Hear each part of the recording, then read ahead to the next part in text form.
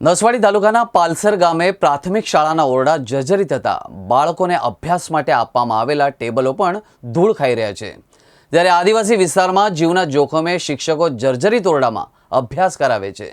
જ્યારે એક ઓરડાની દિવાલ અચાનક જ ધરાશયી થઈ છે અને આવી જો ઘટના ઓરડામાં બાળકો બેસે છે ત્યારે બને તો મોટી જાનહાનિ થાય તેમ છે।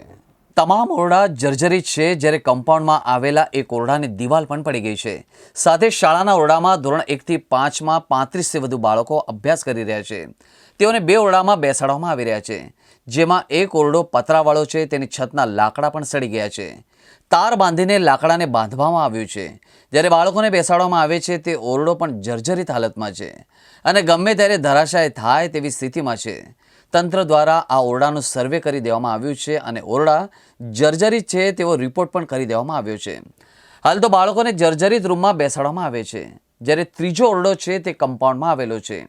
એ ઓરડાની દિવાલ ધરાશય થઈ ગઈ છે। આ ઓરડો બાળકો કમ્પાઉન્ડમાં રમતા હોય અને ધરાશય થાય તો બાળકો દબાઈ જાય તેમ છે। જ્યારે બાળકોને ભણવા માટે ટેબલ પણ આપવામાં આવ્યા છે, તે ટેબલ હાલ ધૂળ ખાઈ રહ્યા છે। બાળકોને ટેબલ ઉપર શિક્ષણ કાર્ય મેળવવા માટે આપવામાં આવતા નથી। જ્યારે શાળાના શિક્ષકના જણાવ્યા મુજબ ટેબલ ઉપર શિક્ષણ કાર્ય કરવા માટે મુશ્કેલી પડી રહી છે।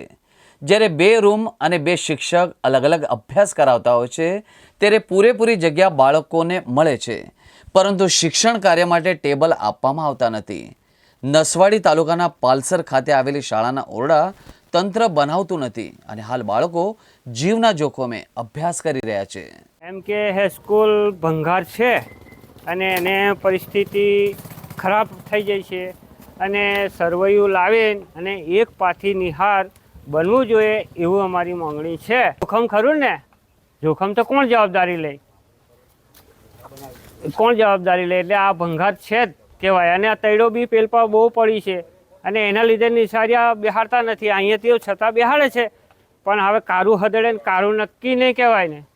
માંગણી છે કે નિહાર હારી બનવા જોઈએ, સારી રીતે અને વ્યવસ્થિત રીતે બનવા જોઈએ એવું અમારી ગણિત છે। આ ઓરડે નિશાળ બંધાવવું જોઈએ, બીજી સરકારને ધ્યાન આપવું જોઈએ। આ બે ઓરડા જર્જરી છે, બાળકોને બેસવા માટે તકલીફ છે અને કદાચ ઓરડો પડી જાય તો નિહાળ્યા દબાઈ જાય બધા, તો સરકારને જલ્દી ધ્યાનમાં લેવું જોઈએ કે બાળકો ક્યાં બેસે। નવા ઓરડાનું બનાવવું જોઈએ નિશાળ। પાલસર પ્રાથમિક શાળામાં બેનું મેકમ છે, બે શિક્ષકો કામ કરે છે, એમાંથી એક શિક્ષક રજા પર છે। બાળકો 37 બાળકો અહીં અભ્યાસ કરી રહ્યા છે અને 3 ઓરડા છે, ત્રણ ઓરડા જર્જરિત હાલતમાં છે અને જે ઓફિસથી મંજૂરી મળી ગયેલ છે તોડવા માટેની। ટૂંક સમયમાં ઓફિસમાંથી જે કંઈ કાર્ય કરશે એવું અમે આશા રાખીએ છીએ। જોખમ તો ખરું, એકદમ સડી ગયેલા છે। કયા વર્ષની શાળા છે?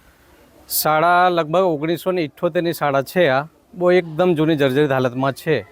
એ ઓફિસથી આપણને મંજૂરી મળી ગયેલી છે તોડવા માટે, પણ બાંધકામ હજુ કંઈ આવેલ નથી। તાલુકાની અંદર અમારા જર્જરિત ઓરડા 76 જેવા છે અને એ 76 ઓરડાની ફાઇલો આવી ગયેલી છે અને એ ફાઇલો આપણે પ્રમાણપત્રો લઈ લીધેલા છે અને મંજૂરી માટે પ્રોસેસમાં મોકલેલા છે।